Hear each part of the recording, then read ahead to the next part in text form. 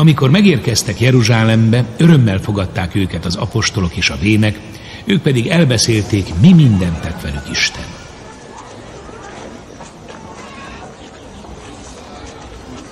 Előálltak azonban néhányan, akik a farizeusok pártjából lettek hívőké, és azt mondták, hogy körül kell metélni azokat, és meg kell parancsolni nekik, hogy tartsák meg Mózes törvényét. Összegyűltek tehát az apostolok és a vének, hogy tanácskozzanak ebben az ügyben. Amikor nagy vita támadt, Péter felállt, és így beszélt hozzájuk. Atyám fiai, férfiak, ti tudjátok, hogy régtől fogva engem választott ki Isten közületek, hogy az én számból hallják a pogányok az evangélium igéjét, és higgyenek. A szíveket ismerő Isten pedig bizonyságot tett mellettük, amikor éppen úgy megadta nekik is a szent lelket, mint ahogyan nekünk. És nem tett semmi különbséget közöttünk és közöttük, mert hitáltal megtisztította szívüket.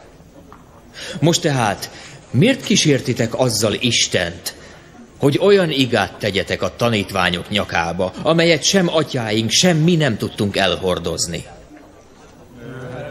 Ellenben abban hiszünk, hogy mi is az Úr Jézus kegyelme által üdvözülünk.